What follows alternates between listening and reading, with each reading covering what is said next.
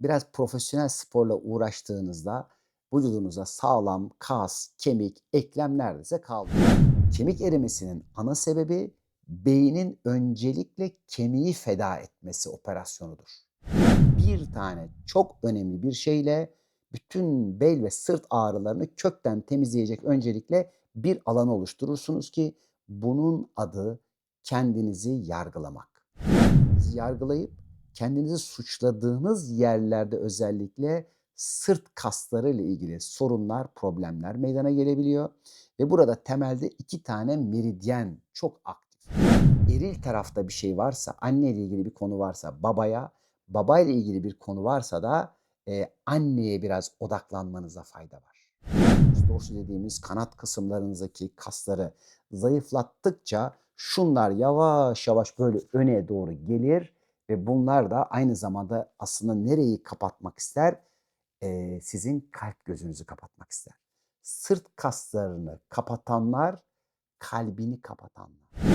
Mesajı doğru aldığınızda bütün beden, kas ve eklem rahatsızlıklarının iyileştirilebilmesinin yol ve formülleri var ki bugün özellikle bel ve sırt ağrılarının, iyileştirilmesine giriş yapıyoruz.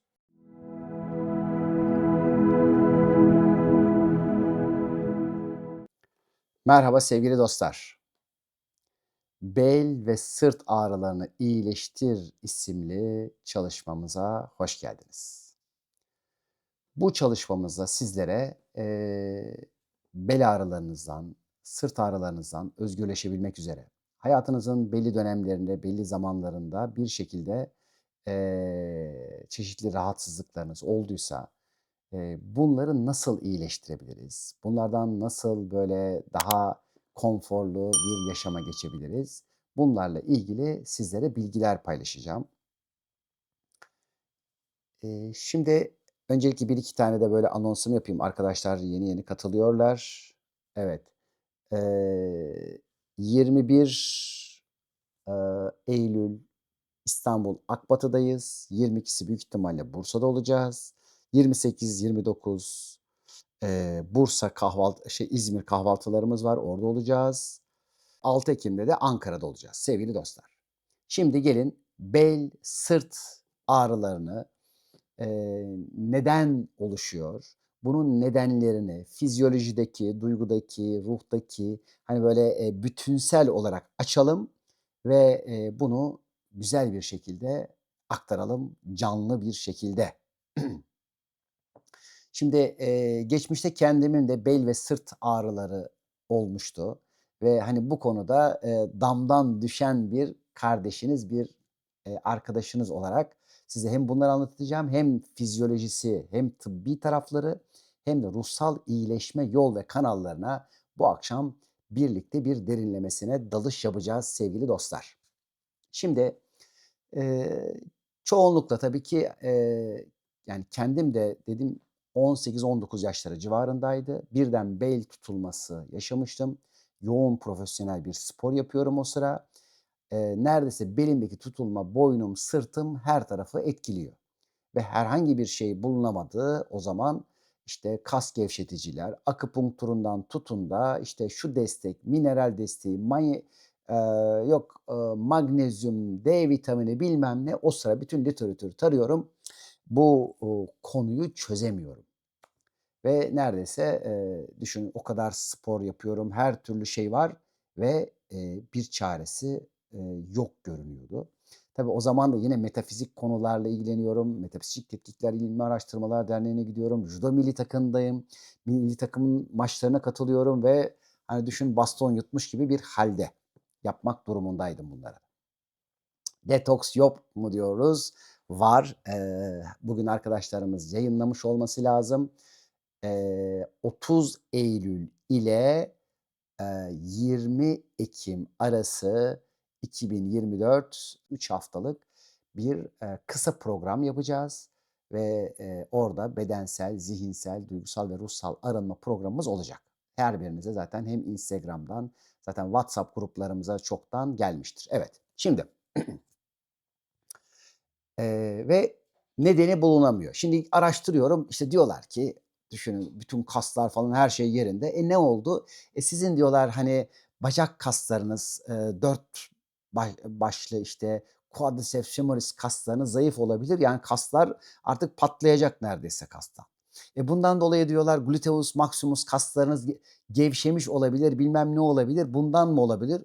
Yani, düşünün ki Uzak Doğu sporları yapıyorum. Gece gündüz neredeyse yani 4 ile 8 saat arası spor yapıyorum ve bütün kaslarımın durumu çok iyi bir şekilde. Bütün bunların hepsi demek ki doğru değil. Hani, doğru değil derken, hani, %5, %10 kişiler için evet, yani, çok hareketsiz, çok hiçbir şey yapmıyor kişi. Evet, işte, ne yaptı? Ön baldır kaslarınız zayıf, ön baldır kaslarının zayıflığı, işte, popo kaslarınız, gluteus maximus'larınızı biraz gevşetiyor. Bu gevşeklikten dolayı ki özellikle çok oturmalar, çok bilmem neler ki ben oturmak ne demek diyorum 4 ile 8 saat arası spor yapıyorum. Şimdi demek ki bu değil. Bunun dediğimiz gibi, yani, şimdi, belli bir yaşın üzerine kişi hiç yürümüyor, hareket etmiyor. İşte, ondan dolayı bacak kasları zayıfladığı için kalça kaslarında da bir zayıflıklar meydana gelip burada gevşeklikler, yavaşlıklar meydana gelebilir ve bu da bel ağrılarına sebep olabilir. Bu mu? Evet, %5, %10 bunlar var, yok diyemeyiz ama bu mu? Değil. Birçoğunuzun şimdi ana nedenlerine geleceğim önce. Peki, işte, ya, durduk yerde bir hareket yaptık. Harekette de, işte, bel kayması oldu, diz kaydı, yok, işte, şuramda bilmem neden dolayı bir ağrı oldu. Bu mu? Bu da değil.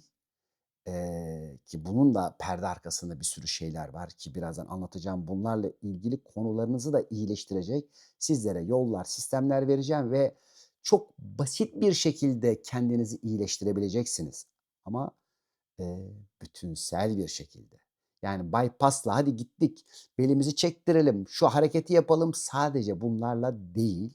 Onun için her türlü, bedensel rahatsızlığımızın, olaysal rahatsızlığımızın, ilişki ya da duygudaki rahatsızlığımızı ancak bütünsel bir mesaj olarak alıp iyileştirebiliriz. Herhangi bir şeyden kaçmak değil, onu önce almak, yakalamak, fark etmek ve ondan sonra da bunun iyileştirilmesine, bu halden özgürleştirilmeye adım atabiliriz. Peki öyleyse şimdi diyelim ki burada bel hastalıklarının, bel rahatsızlıklarının, bel tutulmalarının sebebi ne? Şimdi bir taraftan da benzer bir durum bütün sırtı kaplıyor. Şimdi sırtta, işte, diyelim ki kişilerin gündelik sırt ağrıları, dönemsel sırt ağrıları, yel vurdu sırt ağrıları, bir bakıyorsunuz ki bir kısım kişilerin kronik olarak sırt ağrıları var ve bunların da neredeyse birçoğu, işte, kısa süreli ilaçlar kullanıyor ki bunlarla ilgili şöyle söyleyeyim, dünyada ne kadar literatür var, kim ne yapıyor, bilmem ne yapıyor, bilimsel makaleler, şunlar, bunlar. Evet, çok güzel sonuçlar var ama, dediğim gibi, insan, kendisi damdan düştüğünde ve herhâlde bir de meraklıysa bütün bu konuları çok güzel bir şekilde iyileştirebiliyor ki bunlarla ilgili de, dediğim gibi özellikle bazı nokta atışları sizlere yapma niyetindeyim. Şimdi tabii ki, biraz profesyonel sporla uğraştığınızda vücudunuza sağlam kas, kemik, eklem neredeyse kalmıyor. Hele bu, işte, birazcık da böyle, savaş sanatları ki biliyorsunuz Deniz Harp Okulu'nda, Hava Harp Okulu'nda o zaman eğitmenlikler yapıyorum. Savaş beden eğitimi dersleri veriyorum. Hayat idame dersleri falan veriyorum. Yani zaten, eee, beden her an böyle bir sürü riskler altında. Bol adrenaline ihtiyaç duyuyor ki o zamanki Ünal köklensin, topraklansın diye. Ve tabii ki birçok, hani, rahatsızlıklar meydana geliyor ama hiç umru değil. Yani çatladı, kırıldı, bilmem ne oldu.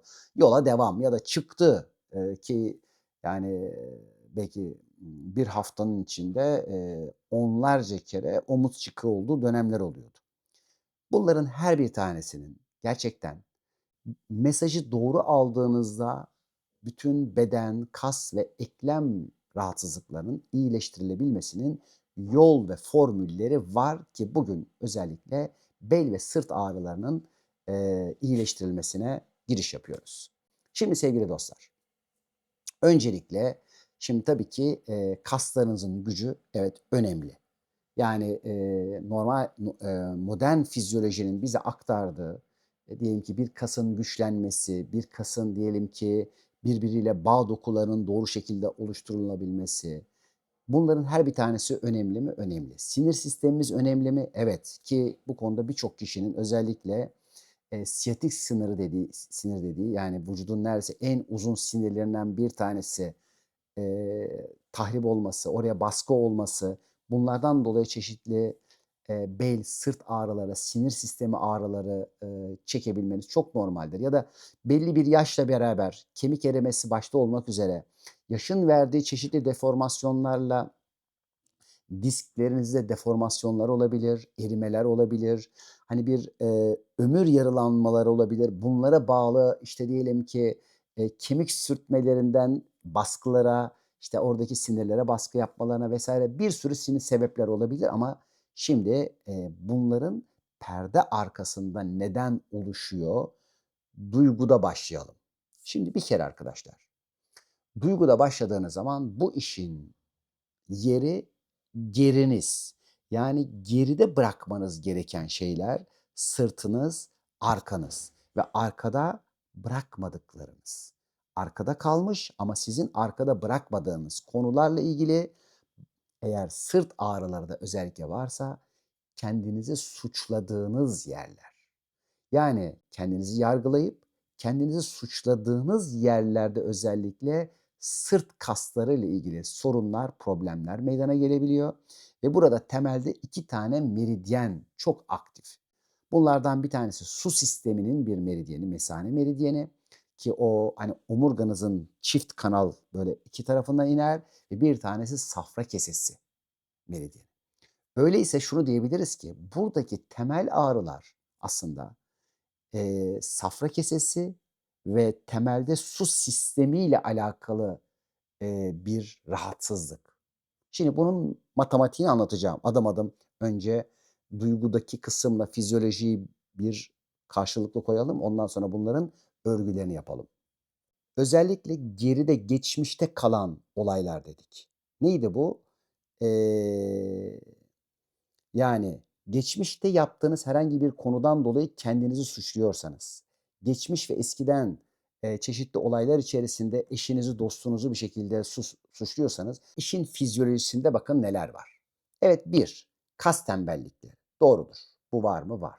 2 işte diyelim ki yanlış hareketler ve, özellikle karın kası zayıflıkları.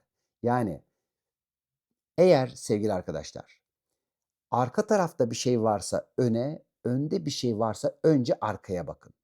Yani sizin, eril tarafta bir şey varsa, anneyle ilgili bir konu varsa babaya, babayla ilgili bir konu varsa da, anneye biraz odaklanmanıza fayda var. Şimdi öyleyse, bel kaslarında bir zayıflama varsa aslında karın kaslarında zayıflama vardır ve karın kaslarını bu alanda güçlendirmemize, fayda vardır. Şimdi, yine aynı şekilde bütün sırtla ilgili eğer geçmişle ilgili bir suçlama varsa bugün ve gelecekle ilgili de suçlama potansiyeli vardır. Öyleyse bugün yargılamadan özgürleşmek bu alanda çok önemlidir. Bakın, duyguda yapacağınız bir tane çok önemli bir şeyle bütün bel ve sırt ağrılarını kökten temizleyecek öncelikle bir alan oluşturursunuz ki bunun adı kendinizi yargılamak. Kendinizi yargılıyorsanız, bir hüküm ve bir suçlama ile kendinize yaklaşıyorsanız bu da buralarda zayıflamalara ve burada ağrılara yol açacaktır. Özellikle geçmişinizde yaşadığınız olaylarda kendinizi zayıf hissetmenizden dolayı buradaki kasları zayıflatırsınız ve birçok kişinin o, sırt kaslarının, kürek kemiklerinizin, yanlarındaki ya da latissimus dorsi dediğimiz kanat kısımlarınızdaki kasları zayıflattıkça şunlar yavaş yavaş böyle öne doğru gelir ve bunlar da aynı zamanda aslında nereyi kapatmak ister? Sizin kalp gözünüzü kapatmak ister. Sırt kaslarını kapatanlar kalbini kapatanlardır. Ters köşe dedik ya, arkada ne varsa aslında önden kaynaklanıyor. Yani burayı kapatabilmek için arkayı zayıflatırsın. Arka zayıfladıkça da yavaş yavaş kalbini, gönlünü sıkıştırırsın ve işte birçok kişinin dönük omuzlardaki ana şuur altı faaliyeti, kalp gözünü kapatmak, Zaten kendi içini, gönlünü dinlememek, kalbinin gücünden faydalanmamak, bunun için de sırtı zayıf bırakmak vardır. Şimdi gelelim yine, belimize ve belimizle ilgili sorunlara. Burası aynı zamanda ikinci çakra bölgesidir. Burada bir taraftan kalın bağırsaklar ve bir taraftan da böbrekler vardır. Şimdi eğer böbreklerle ilgili herhangi bir sorun, herhangi bir problem varsa bel ağrısı yapabilir, disklere vurabilir. Yine burada sindirimle ilgili bir sorun, bir problem varsa bele vurabilir ve burada disklerle ilgili aşınmalardan dolayı vurabilir. Karın kasları zayıf olduğu için karın kası zayıflıkları bele çok daha fazla yük verir ve bunlar vurabilir. Peki sırt ağrıları ne dedik? Burada 2 tane çok önemli meridyen var. Bunlardan bir tanesi safra kesesi, bir tanesi mesane su sistemi. Şimdi özellikle kürekler altına ve en çok sağ kürek altına vuran ağrının ana sebebi safra kesesi taşları, çamurlarıdır. Yani safra kesesiniz yeteri kadar iyi çalışmadığında, burada sorunlar çıktığında safra kesesi gider buradaki sırt kaslarınıza, eee, sanki böyle bir hançer saplanmış gibi bir ağrı ve sızı yapar. Siz dersiniz ki, "Ya, olur mu benim kasım ağrıyor." Hayır, safra kesesinizin taşı vardır ve bundan dolayı oluyordur ki şimdi, işte, ne yapıyoruz? Onun için ilkbahar ve sonbaharda bunlarla ilgili arınmalar yapıyoruz. İnşallah 30 Eylül'de başlayacağız şimdi ve bunu, iyileştirebilir, düzeltebilirsiniz. Yani safra kesesini, taşını, çamurunu ayıkladığınızda sırt ağrısı geçiyor. A! Burada meğerse kas ağrısı yokmuş. Şimdi, birçok kişi mesela bizim bundan önceki detokslarımdan sonra dediler ki bizim sırt ağrılarımız tamamen geçti, kaslarımız çok iyileşti. Hayır. Kaslara baskı yapan senin safra kesen temizlendiği için, taşlar, çamurlar bu bölgelerde ne oldu? İyileşmeler meydana geldi. Bakın, şimdi ne kadar önemli bir şey. Yani, şimdi insan haklı olarak ne yapar? Yani, şimdi, işte, canım bak sırtımda bir şey var, kemiğimde ya da kasımda. Ya ortopediste gideceğim, değil mi? İşte ciğerlerde bir şey vardır, işte, akciğerlerle ilgili bir şey yapacağım. Oysa bakın ne kadar ters köşede çıkıyor. Çünkü kadim tıpta geleneksel tıp yol ve yöntemlerinde bedenimiz bütün olarak ele alınır. Yani bugün mesela evet modern tıbbın çok ileri, çok güzel teşhis yolları, yöntemleri, bir sürü şeyler vardır ama, bir de binlerce yıldır her türlü bilginin, ilmin üst üste konarak aktarıldığı bir bilim vardır ki 150 yıldır biliyorsunuz modern tıbbın bir kısım vakıfları, sistemleri geleneksel tıbba savaş açmıştır. Yani neredeyse yok bu şeydir, alternatif bir tıptır. Ya alternatif olur mu tıbbın? Tabii ki hadi tamamlayıcı diyelim ama tıp tıptır. Bir tanesi bir 2 3 tıp, bir tanesi de işte böyle geleneksel, aslında her zaman üzerine bir bilgi eklene eklene giden bir alandır. Bizler tabii ki ikisini birden doğru şekilde kullanmak durumundayız. Nerede hangisine ihtiyaç varsa bu alanda, gerçekten ülkemizde çok değerli, çok, kıymetli hekimlerimiz, doktorlarımız, kimisi fonksiyonel tıpta, kimisi işte diyelim ki geleneksel tıpla birleştirerek, yani sadece hani bir, ilaç mümessili olarak değil, aynı zamanda insanı, kişiyi dinleyerek, ona doğru teşhis ve tespitler yaparak gerçekten iyileşmesini isteyen bir sürü vicdanlı hekimlerimiz, doktorlarımız da vardır. Onlara da buradan sevgiler, selamlar olsun ve biz önce bedenimizi bütün olarak ele almak durumundayız.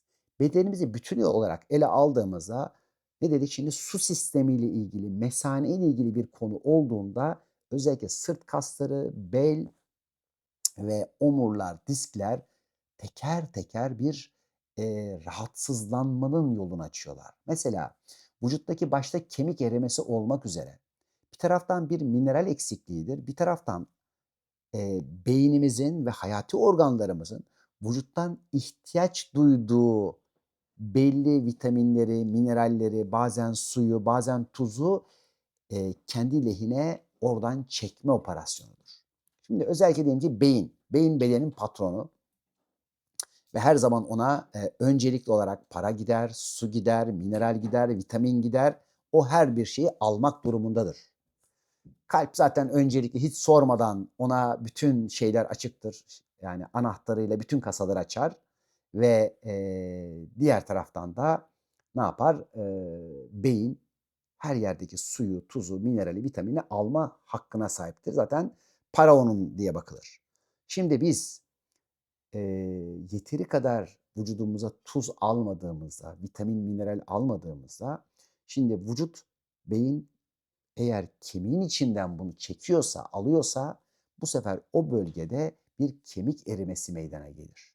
Yani kemik erimesinin ana sebebi beynin öncelikle kemiği feda etmesi operasyonudur. Kiminizde kabızlık olur, su, tuz, mineraller oradan çekilir. Kiminizde başka bir yerde olur. Beyin bir yerden bu enerjiyi almaya karar verir.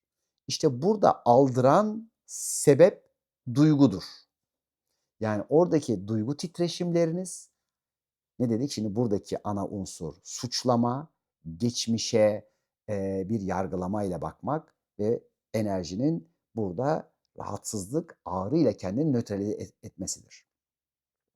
Peki öyleyse şimdi burada bu kadar suyun ve vücudun yumuşatılmasıyla ilgili, yağ metabolizmasının yönetimiyle ilgili 2 tane eğer sistem devredeyse, yani safra kesesi ve su sistemimiz, ağaç ve su elementleri burada devredeyse o zaman burada asıl ihtiyaç olan şey nedir? Vücudun yeteri kadar suya ve tuza ihtiyaç vardır. Bel ağrılarının %90'ı 3 haftalık doğru bir şekilde su ve tuzlu su, ışık suyu kullanımında tamamıyla geçebilir. Bir kısmı çok geniş, alanda tabii ki deformasyonlar olmuş. Disklerde ya da, çeşitli şekillerde, uçlarında, kenarlarında, hani, böyle yoğun erimeler, deformasyonlar ve, hani, bir yaşlılıktan kaynaklı, bir sürü, eğer eksilmeler varsa burada, bu sefer biraz daha, vitaminlere, minerallere ihtiyaç duyarız. Bunların başında magnezyum, D vitamini gelir ama en önemlisi sodyum, potasyumdur. Sodyum ve potasyumun, burada, yeteri kadar bedende olması çok önemlidir. Şimdi, herhâlde bu 1-2 gün içinde sarılar ve beyazlarla ilgili bir yayın yapacağım. Bedenimizdeki bu sarıların, beyazların, sarı ve beyaz döneminde neler oluyor? Nasıl bir mekanizma var? Bunları anlatacağım bu birkaç gün içerisinde. Aslında sadece sarıyı anlatacaktık ama sarı dönemi neredeyse artık sona doğru geliyor. Sarı, beyaz birlikte anlatacağım. Şimdi öyleyse sırtımız, özellikle yeteri kadar vücutta su yoksa, su eksikliği varsa burada suyun takviye edilmesi çok önemlidir ve mümkünse, hani, iyonize olabilir, biraz, hani, güzel, beslenmiş olabilir. Beden, neyle, beslenir? YouTube videomda bunu ayrıntılı bir şekilde anlatıyorum. Her bir suyun içerisine mutlaka ışık suyu, ilave edilmelidir ki çünkü buradaki temel sebep şudur: bizim bazı bölgelerimiz, organlarımız, hücrelerimiz, kaslarımız kalbimizden gelen pompalanmış kan ile beslenir. Yani onun içerisindeki oksijen, su, işte şekilli elementler direktman kanın pompaladığıdır ki bu bir dolaşım sisteminin beslediği yerlerdir. Oysa bizim başta omurgamızdaki diskler olmak üzere bedenimizin bazı bölgelerinde ozmos yoluyla yani çok yoğun ortamdan az yoğun ortama sıvı geçişleriyle beslenme olur. Bizim bel omurlarımızda da ve disklerimize de böyle bir şey söz konusudur. Yani bunların içlerindeki disklere direktman kan dolaşımıyla bir besleme olmaz. Buralara ozmos yoluyla yani buradaki yoğunluk azaldıkça dışarıdan içeriye bir kan, oksijen, su, mineralle beslenir. Eğer sizin bedeninizde yeteri kadar serbest kalmış, fazlaya gelmiş eğer bir su yok ise bu sefer ne yapar? Eee, buralar yeteri kadar bu diskler, bunlar böyle, küçük topçuklar, baloncuklar gibi düşünün. İçlerine, su, tuz girmediği için yavaş yavaş bunların havaları sönmeye başlar. Ve bunların havaları söndüğünde de siz çok küçük bir hareket yaptığınıza dahi omurlarınızın içinden çık diye çıkıp burada bir rahatsızlık söz konusu olur. Işık suyu demek, tuzlu su demek. Beden neyle beslenir? YouTube videomda anlatılıyor bu. Şimdi öyleyse buradaki suyun basıncını çoğaltabilmek için, yani bu disklerin hani şişkin amortisörler haline getirebilmesi için öncelikle yeteri kadar su içmemiz, yeteri kadar tuzlu su içmemiz, yeteri kadar nefes, oksijen almamız çok önemli. Burası şimdi ne demek? Yani eğer burayı besleyecek miktarda bir nefes, oksijen alamıyorsan, şimdi bu nefes alamamayı şimdi birkaç duyguyla birleştireceğim. Yani burada şimdi duyguyu koyacağım. Neden nefes oraya gitmiyor? Eğer hayatınızın o döneminde herhangi bir konuda kendinizi çok yük altında hissediyorsanız ve o yükü kaldıramayacak kadar böyle hani kendinizi bitap düşmüş istiyorsanız beyin oksijeni bu sefer bel bölgenize, ikinci çakra bölgenize daha az göndermeye başlıyor. Özellikle burada korkular, kaybetme korkusuyla ilgili bir yük altında kalma durumu bu sefer o disklerinize, omurlarınızın yanındaki amortisörlere çok daha az suyun, tuzun ve oksijenin gitmesine yol açıyor ve bu sefer oradaki basınçlar iyice düşüyor ve çok kolay bir harekette tık diye omurların arasından amortisörleriniz çıkıyor ve kemikler birbirine değebiliyor, sinire baskı yapabiliyor. Bunun adı disk kayması, bel kayması vesaire. Ne olacak peki o zaman bu? Ameliyat yapalım. Niye ameliyat yapacağız?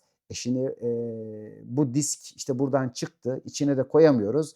O zaman işte şunu yapalım, bunu yapalım. İşte bazen farklı operasyonlarla buraya bir sürü diyelim ki işlemler yapılması gerekiyor. Bunların bazıları Allah korusun yine hani bir kemik kırığı ya da bir farklı çok ağır şey olduğunda tabii ki metallere kadar bazı değerli metallerle dahi müdahaleler yapılabiliyor. Bu konuda çok yetenekli ortopedistlerimiz, doktorlarımız, nöroşirurjistlerimiz vardır. Ama bu biraz önceki saydığım konuyla ilgili sizin bir farkındalık ve idrakle kendinizi iyileştirebileceğiniz bir alanın önce olduğunu görmeniz önemli. Yani eğer burası içindeki sıvı ve basınç kaybından dolayı çıktıysa benim bu sıvı kaybını, buradaki oksijen ve enerji kaybını yerine koyarak bunu içeriye almam önemlidir. Peki bunu nasıl yapacağız? Bir, günlük 0,40 mililitre kilo başı su içeceğiz ve her suyumuza yarım ya da bir çay kaşığı tuzlu su ilave ederek bir ışık suyu yapmak durumundayız. Bu birincisi koyduk. Bel ağrılarınızın hepsinin 3 hafta içerisinde nasıl iyileşeceğini görebilme ile ilgili hep birlikte de bunu deneyebiliriz. İyileşenler de çok güzel bir şekilde bunun deneyimini bize aktarırlarsa seviniriz. Şimdi diğer taraftan şimdi tabii ki bazı vitaminler önemlidir. Mesela D vitamini tabii ki bütün bu konularda çok önemlidir ama şu vardır ki ışığı doğru soluyarak zaten siz bedendeki D vitamini arttırabilirsiniz. Bunun henüz hani modern tıpta bir çalışması olmasa da binlerce yıllık bir bilgi aktarımıdır. Yani hayatın içindeki prananın nefesin içindeki çi enerjisinin doğru nefes teknikleriyle alınabilmesi, imajine edilerek o bölgelere nefesin gönderilmesi, oksijenle beslenmesi ve özellikle o aşırı yük altında kaldığınızı düşündüğünüz mesela kişi diyelim ki hayatının o döneminde bir borç ödemesi var. Oraya kafasını taktı, sol gider. Örnek veriyorum. Gelecekle ilgili bir şey yapacak. Onunla ilgili ağır bir yük altına geldi. Hop sağ gider. Bakın bunların her bir tanesi tesadüf değil. Sadece mükemmel matematiğin, hayatın mükemmel matematiğin unsurlarıdır. Ki bu konuda da yakında yine inşallah bir çalışma yapacağız, anlatacağız sizlere nasıl bedenimizdeki her şey doğa ile, hayat ile mükemmel bir uyumlu matematik içerisinde. Bunu çözdüğünüzde, anladığınızda hayatınızdaki hani böyle şu sorun, bu sorun zannettiğiniz her şeyin nasıl sizden yansıdığının idrakiyle hani sadece suda şöyle çok küçücük bir dalgalanma yapıyor gibi hayatı yönetebilecek bir idrak seviyesine hepimiz gelebiliriz. Bunlar mümkün ki zaten birçok atölyelerimizde, çalışmalarımızda bunları anlatıyoruz ama inşallah daha geniş çaplı da inşallah ilahi yasalar olarak da anlatacağım. İlahi yasalar dediğimiz inceltilmiş doğa yasaları aslında. Yani doğanın içindeki bilginin yavaş yavaş e, bizim bugün metafizik dediğimiz şeyler çünkü gelecekte fizik yasaları olacak ama henüz metafizik. Onun için biraz ilahi metafizik yasalar olarak anlatacağım şimdilik.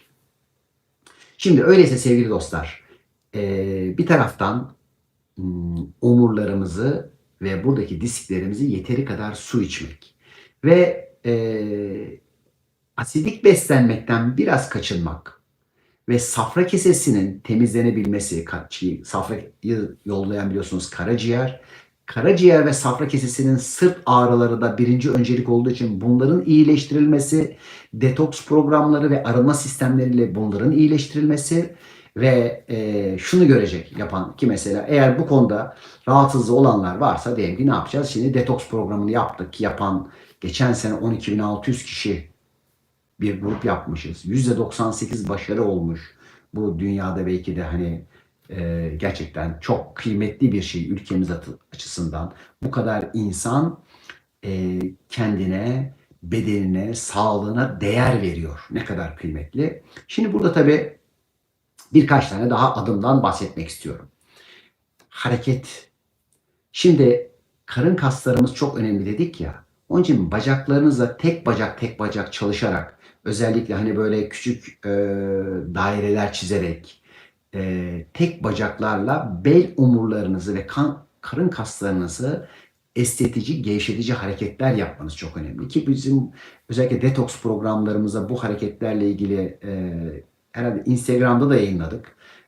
Büyük ihtimalle orada vardır. YouTube'da Ünal Güner hareket terapileri vesaire vardır. Yani bacaklarımızın önlerini, uyluk alanlarını, quadriceps femoris devlerimizi, kalça arkası, belden başlayıp kalça arkası aşağılara kadar inen hem kaslarımız hem sinirlerimiz ki başta siyatik sinirleri buraları gevşeterek, esneterek, bu kas boylarını uzatarak beldeki yükleri azaltabilirsiniz ve kendi kendimize diyelim ki sırt üstü yattık, sağ ayak tabanı yerde, sol ayağınızı kahvehane pozisyonu attınız. Dizlerinizi bükün diğer tarafa yere doğru, başınızı boynunuzu çevirin diğer tarafa ki bunlar tabii dediğim gibi Ünal Güner YouTube sayfalarında, Instagram'da birçok yerde var ve orada yavaş yavaş her gün 5 dakika yaparak omurlarınızın yavaş yavaş yerine gelmesi, buradaki disklerin adım adım yerine gelmesiyle ilgili destek alın. Bu konuda tabii ki çok değerli bir sürü bir taraftan ortopedistler, karyopraktistler, ondan sonra ve fizyoterapist arkadaşlarımız var. Onlardan destekler alabilirsiniz. Meridyen terapi ile ilgili bir sürü çünkü orada sıkışan su mesane meridyeni ve özellikle safra kesesi meridyenini açmalar ve burayı açacak hem fiziksel spor hareketleri hem de meridyen enerji temizliği hareketlerinden çok büyük fayda alabilirsiniz. Ve tabii ki hafif yürüyüşler. Yani burada ilk başlarda özellikle koşu vesaire değil, hafif yürüyüşler ve hafif yürüyüşlerle birlikte buradaki kasların boylarını uzatıcı hareketler. Ve magnezyum nelerde var? Mesela avokado gibi bol yeşil bitkiler, sebzeler. Bunlardaki magnezyuma çok ihtiyaç var. Eğer ihtiyaç olursa özellikle başta İngiliz tuzu, Epsom tuzu olmak üzere öğleden sonra böyle 1/4 çay kaşığı sularınıza ilave edebilirsiniz. Magnezyum takviyeleri, tabletleri alabilirsiniz. Bu konuda ben mesela Beyond Smart'ın magnezyum tabletini kullanıyorum mesela. Çok fayda görüyorum. Şimdi bunlardan alabilirsiniz. Doğal yollardan yapacağınız bir sürü şeyler vardır. Onun dışında tabii ki iyot dengesi çok önemlidir. Özellikle biyoaktif iyot kullanımımız bu anlamda çok önemlidir. Hem vücuttaki bağışıklık sisteminin yeteri kadar iyi olduğunda, çünkü karaciğer demek enfeksiyonların da aynı zamanda vücuttaki bütün iltihapların da kökeni, sebebi, iyileştiricisi demektir.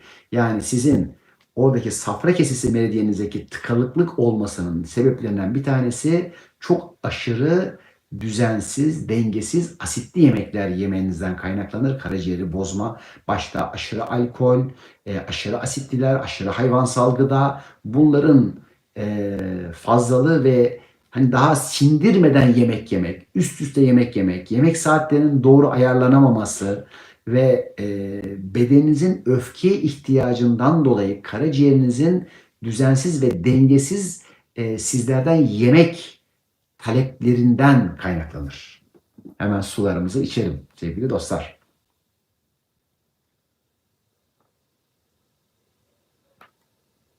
Hem tuzlu, hem iyonize, hem pH'i yüksek. Bakın her birimiz bunların güzel bir şekilde dengelemelerini yapacağız. Yani kendinize her türlü değeri veriniz. Hani böyle aman işte 3 lira 5 lira, ben şimdi gittiğim yerlerde mümkünse cam su içiyorum ya da kendi sularımı kendim hazırlayıp gitmeye çalışıyorum.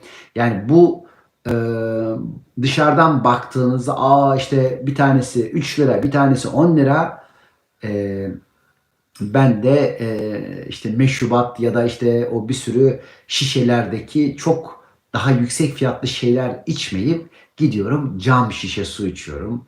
İşte eğer bir maden suyu alacaksam nitratsız, doğal, işte dünyada neresi bunu yapıyorsa bunları kullanmaya çalışıyorum. Yani kendinize bu alanda özen gösterebilirsiniz. Şimdi sevgili dostlar, tabii ki bazen bel yamulur. İşte skolyozlardan tutun da bir sürü belde, omurgada çarpıklıklar meydana gelebilir. Buradaki ana unsur nedir derseniz, şimdi bu sefer hayatın yapısıyla ilgili içerideki çözemediğimiz konulardır. Yani anneyi ve babayı, ruhu ve maddeyi doğru yere yerleştirerek ikisini de eşit uzaklığa koyabilmek ve ikisini de birleyebilmek çok önemlidir. Ve birçok bel rahatsızlığının, sırt rahatsızlığının kökenleri içerisinde e, yürüyüş bozuklukları vardır. Şimdi kişi diyecek ki,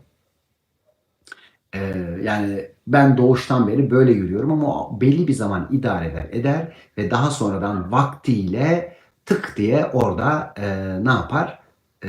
Sizin işte diz kayması, bel ve sırt ağrılarına yol açabilir. Burada özellikle şimdi birkaç tane noktayı yine sizlere açmak istiyorum. Şimdi göbek kaçması diye yine bir videom var. Orada bacak kısalığı, işte diyelim ki göbek kaçmasına nasıl sebep oluyorsa, bel ağrılarının da temel sebeplerinden bir tanesi göbek kaçmasıdır. Bu henüz modern tıp literatüründe tam yerini olmasa da Anadolu'muz bunun çok iyi farkındadır. Ve bunun çok basit yolla anlarsınız. Baş parmağınızı koyarsınız, göbeğinizde atıyorsa orada kalp gibi, orası yerindedir. Eğer atmıyorsa öncelikle sağ ve sol bacak dengelemeleri, kol dengelemeleri, ki bunu hepinizin yapabileceği bir şekilde bunun YouTube videosunu yıllar evvel yaptım, koydum oraya. Ve şimdi oradaki bacaklardaki, kalçalardaki, ki orada aynı zamanda femurun kalça ekleminin içerisine girdiği yerlerdeki sıkışmalar açıldığında buralar fiziksel olarak bir müddet sizi iyileştirebilir. Ama orada şu önemlidir. Eğer sağ bacak uzunsa ruhta, maneviyatta nerede çok aşırıya gidiyorsun? Sol bacak uzunsa maddede, annede, dişide, paradan nerede aşırıya gitmeyle ilgili bir konum var. Oraya şey yapıyorsun. Bunları hem duyguda hem düşüncede dengeleyerek, yani içerideki o aydınlık ve karanlığın danslarını doğru yere koyabilmemiz hepimiz için çok önemlidir. Burada yürüyüşünü düzelttiğin takdirde dahi bel ve sırt ağrıları azalabilir. Bununla ilgili dediğim gibi özellikle göbek kayması, kaçması Ünal Güner yazarsanız YouTube'daki bu videomdan faydalanabilirsiniz ve doğru beslenme sistemi, doğru hareket sistemi, bunları birkaç gün yaptığınızda dahi çok büyük farklar hissedeceksiniz ama 3 hafta içerisinde bir bakacaksınız ki bel sırt ağrıları tamamen iyileşmiş. Şimdi her birimizin zaman zaman bunlar ağrıyabilir. Ve burada herhangi bir dediğim gibi ağrı olduğunda hemen şunlara bakacağız. Duruş bozukluğu mu yapıyorum? Eğer bu duruş bozukluğum varsa duygu ve düşüncede bu neden kaynaklanıyor? Ya da yeteri kadar nefesi herhangi bir yere yollayamıyorum. Bakın ne kadar bütünsel baktığınızda ancak görebiliyorsunuz. Yani sadece şimdi biz aldık ya şu kas zayıflamıştır. İşte kalça kasını güçlendirelim. Tamam da yani kalça kası demek zaten güç demek. Kişi güçsüzlüğü seçtiyse ya da herhangi bir alanda kendini duyguda zayıf hissediyorsa bedende bunu yapamaz. Yani bu sebepten dolayı bilgi eksik olur, sadece konuşulmuş ama iyileşme sağlanamamış olur. Bazı durumlarda iyileşme sağlanıyor gibi görünse de kısa süreli iyileşmeler ardından tekrar rahatsızlık tekrarlı olur. Çünkü sistem siz bypass edersiniz, siz halının altına süpürürsünüz, o 1'e 5 verir. Çünkü asıl olan rahatsızlık dediğiniz konu ve durumla ilgili size gelen mesajı okumaktır. Yani sırtla ilgili bir şey geldi. Siz diyeceksiniz ki bu bana ne anlatıyor? Ne söylüyor? O anlattığını güzel bir şekilde aldığımızdaysa bir bakacağız ki birçok alanda iyileşmeler olmuş. Şimdi tabii sizlerden özellikle sorular alacağım. Ve sorularınızı buradan birlikte şimdi kuyruk sokumunda tabii aslında bu bel ve sırtta kuyruk sokumu ekstradan daha özel bir anlatım ister. Kuyruk sokumları sevgili dostlar tamamen köklenme ile alakalıdır. Hayata yeteri kadar köklenebilmek için oralardaki özellikle yamulmalar, çarpılmalar, kırılmalar, oradaki işte şeyler biraz daha özel bir alandır. Bununla ilgili topraklanıp köklenme ile ilgili bir direkt atölye çalışması yapacağım.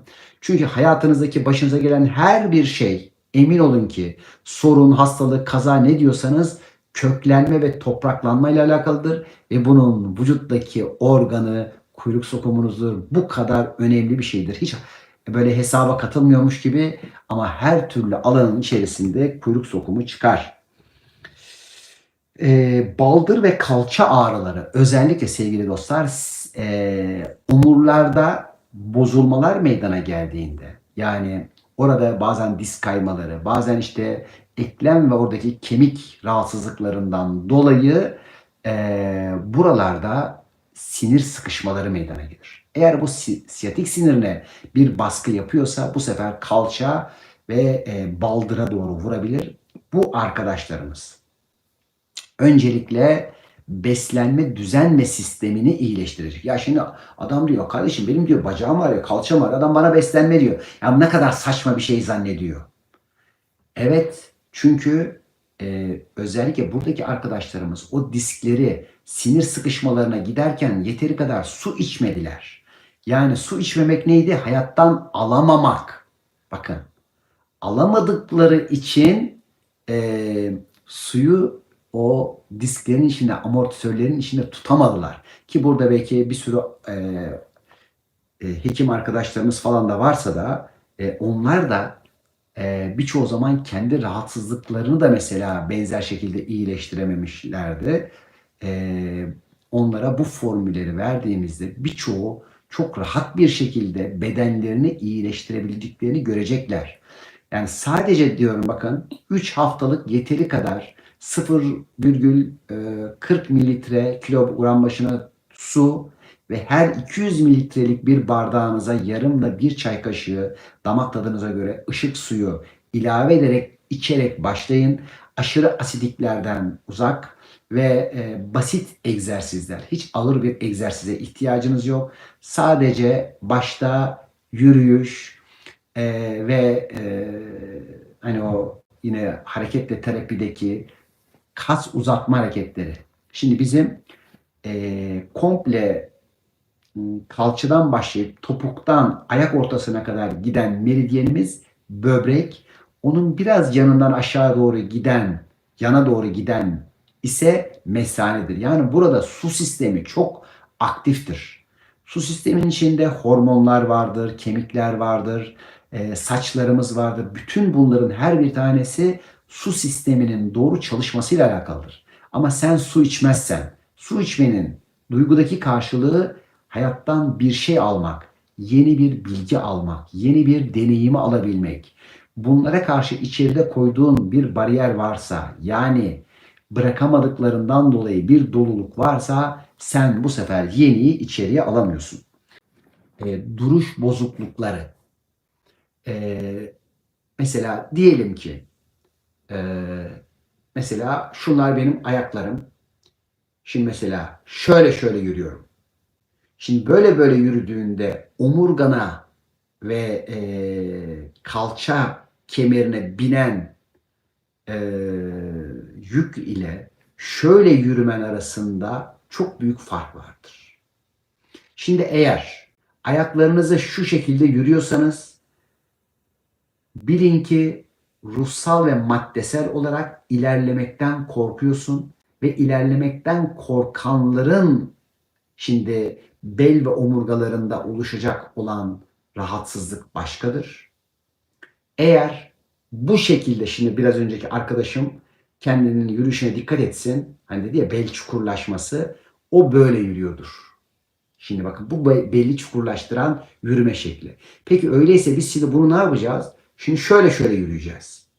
Peki tamam da şimdi bunu buraya nasıl alırız? Önce göbek kaymasıyla ilgili yaptığım, göbek kaçmasıyla ilgili yaptığım ayak uzatma hareketlerini yapacaksınız. Bir eşli olarak yani kocanızdan ya da karınızdan yardım alın ya da bir aile şeyini iki kişi birbirine yapabilir bunu.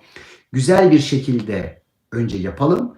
Ondan sonra da şuurlu bir şekilde kendimizi ilerletici şekilde yürüyelim. Eğer sol ayak ileride, sağ böyleyse şimdi şöyle yürüyorsa sürekli ya da ayak böyle atıyorsa maddesine ruhsal alanı engel oluyordur. Yani onun ilerleyişinde oğul engeli vardır. Eğer sağ burada, sol böyle adım atıyorsa, sol şuradan geliyorsa dişiliği, dişi enerjisi, madde enerjisi, kızı, dünya onun ruhsal gelişimine engel oluyordur. Bakın aynı zamanda kendinizi de okumayla ilgili şey yapıyorum. Şimdi omurumuz biliyorsunuz ayak tabanımız gibi olmalıdır. Yani ayak tabanınızın şöyle bir kavisi var.